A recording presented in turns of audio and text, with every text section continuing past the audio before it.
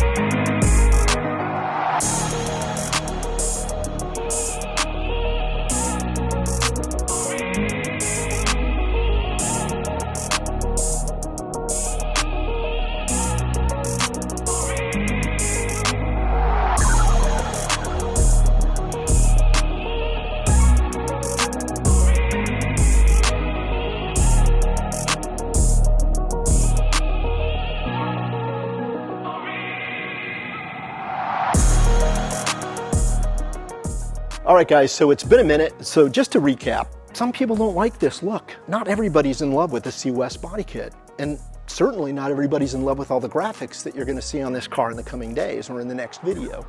So rather than take a perfectly good GTR and do this to it, we decided to do it to a GTT. Yes, this was a GTT. We did elect to weld on GTR quarters, put proper OEM GTR fenders, the whole gamut. We decided to do it the hard way, as we do with all of our builds. Nothing is easy around here. And yes, we did run into some challenges with our paint work. It had multiple paint jobs put on it. We ran into some metal flake issues, because this car is going to have a lot of money thrown at it. The last thing we want to do is, destroy the icing on the cake. This is a actual C West body kit. Our friends over in Japan organized purchasing the entire kit, including the wing, and shipped it out to us. I must say it was probably the easier fitting kit of all the kits we've installed on any of the cars. The carbon wing on this kit is phenomenal. It's going to be a shame to wrap it. The reason why we've kind of taken some time in preparing a video for this car is simply because of all the challenges we ran into. We wanted this car to look as authentic as possible to what you guys saw on the big screen. The details are just so important to us. We were fortunate enough to get a call. Vehicle Effects, our friend Dennis McCarthy over there. If you guys don't know Vehicle Effects, they're a group of wizards that just build cars for what you see on the big screen. The amount of engineering and ingenuity that comes out of that place is insane. And so I got a call not long ago that they had the second unit production car at their facility. Actually was the second unit principal car, if I remember correctly. It was there for some general maintenance. It was the car that has been sitting at the Universal Studios theme park on the tram ride, pointing out some of the cars that were used in the Fast movie. That just happened to be the car. It was really dilapidated from sitting on the back lot. I mean, they had gone in and reconditioned it. We were able to actually lay eyes on that car because honestly, that car is what a lot of you guys saw in the movie. This car didn't get a lot of film time in the movie. I think, maybe 4.5 minutes? It was a great opportunity for us to measure the nitrous tanks. It was an opportunity for us to measure the roll bar. We were able to size it up, and Richard went out with us, took really detailed measurements. We made an actual roll bar that is semi-functional. He did a great job on building that for us. One of the things that we do here, and it's the thing we pride ourselves on, is trying to be as accurate as possible. Now, that's not something that's easy to do because the movie's 25 years old. A lot of the parts are obsolete. Craig Lieberman's car was the car used. So just to give you some context here, and this is all covered in Craig Lieberman's videos. He's done an amazing job. He's got a great channel that goes into detail on all the builds because he served as a technical advisor in the first movie. He went on to acquire the first federally legal Motor X Skyline R34 GTR that came into the USA, and he bought it. It was a black car known as Blackbird. It already had the C West body kit on it. It was a beautiful car. He bought it, decided, since he was working for McGuire's and a few other different companies, he decided to paint the car and customize it because he was in the business of doing that. Then a decision was made to make the second installment of the franchise, that being Too Fast, Too Furious. They once again hired him as a technical advisor. They fell in love with his Skyline, and that's how it got used for the movie. He went on to negotiate a deal through the studio with Motor X to acquire 4 more additional cars, and those 4 cars were not federally legal. They were brought in as props and used for a lot of the stunts that you saw in the movie. And honestly, the second unit principal car that we investigated was one of those cars. They went on later to acquire another car from England that was used as the jump car, and that was the yellow R34 GTR. There's quite a history, and I don't want to get into all of those details because that was covered in Craig Lieberman's videos on his channel. I would encourage you to check those out when you get an opportunity to do so. I think it was Craig's car that was the only one that had the pop-up monitor utilizing the airbag lid. All the other cars just had this obnoxious looking molded shoebox that was covered in leather upholstery and had a 7-inch monitor on it. It wasn't much to look at. Real nitrous bottles are very similar in dimensions to these. On eBay, we found a guy selling used carbon fiber bottles for the scuba industry, and it just so happens that they're exactly the same dimensions as the nitrous bottles used in the movie car. Ultimately, we decided to put a deal together. As you can see, they're yellowing. What we're going to do is we're going to buy the nitrous valves for this bottle. We're going to take this entire bottle, we're going to DA sand it all the way down. We're going to knock all the clear off of it because these stickers are under the clear. We're going to pull these stickers off. We're going to put a fresh coat of clear paint that's got no color in it whatsoever, so it'll be true silver. And then Keaton, behind the camera, actually decided to go ahead and make Nitrous Express logos that look exactly like the stickers and decals that were used in the movie car, because you can't buy those original decals. They just don't make them anymore. We were able to replicate those, and these will be fitted onto a custom-made holder.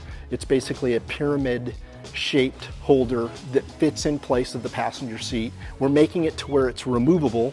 It is not going to be functional.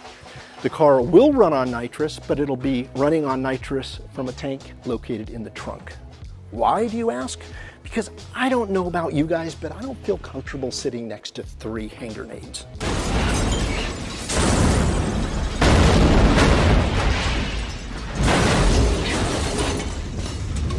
And that will have the purge valve attached to it, so it will purge the system out these little gills.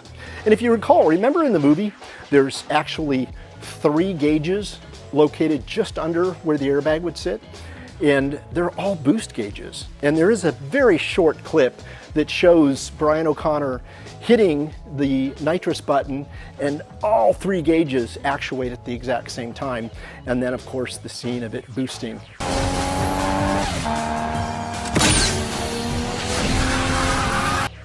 It's not a depletion gauge. It doesn't say, okay, you've just depleted all of the nitrous. It was for the movie effect. It's kind of silly, but it's overkill. We are using oil temp, water temp, and I believe oil pressure. You know, as I mentioned in the beginning, in the intro, there were lots of challenges. The paint work was a huge challenge. Having to redo this car as many times as we did was frustrating as hell.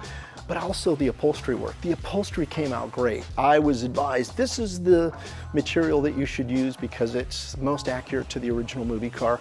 And when it arrived, it was just too silver. The blue suede, spot on. Fortunately, Alex over at MST, who did our upholstery work on this, was great about pulling the seats back out of the car and redid all of the silver material to look more like the original material that was seen in the actual movie car.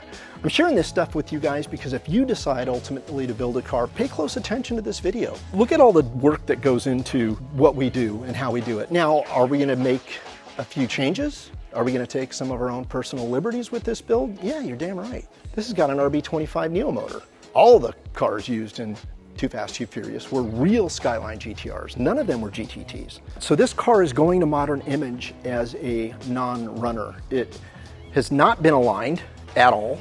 The wheels look pretty sunken in. That's because we have to do a full four-wheel alignment on this thing. It's sitting pretty high in the front and pretty squatty in the rear. Why, you may ask? We have it set that way so that we could get it on and off of the flatbed without damaging anything. So it's literally for transporting purposes. And by the way, the graphics that Modern Image are installing aren't your standard blue graphics that they've sold.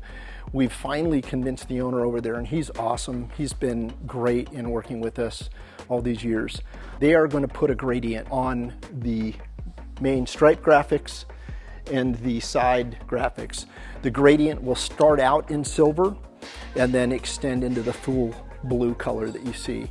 The original movie cars, they just airbrushed paint over the decals. And oddly enough, the car that we went and saw over at Vehicle Effects that had been sitting in the back lot for part of the tram tour, wherever that paint was, it degraded the vinyl so bad that it just disappeared. The sticker didn't exist anymore. You know, airbrushing over decals in time will cause those decals to delaminate. And it's not just something that they're doing for us. It's going to be a service that they're going to provide anybody else wanting to build this car. You have to buy your decals from Modern Image, but they will supply you with the correct gradient, so they'll start lighter silver and then get darker blue as you saw in the original movie car. So don't forget to use Modern Image when it comes to your graphic needs for anything to do with the Fast and Furious franchise. I think that is going to wrap up this video, you guys. I hope you take something positive away from this. I can't wait to see this thing come back. And when it does, we'll share that with you guys in another video. So for now, check out our other videos. If you like what you saw, please give us a thumbs up and tell us what you think. Really want to hear your opinion. Are we going too far? For now, we'll see you on the next one. Thanks for watching.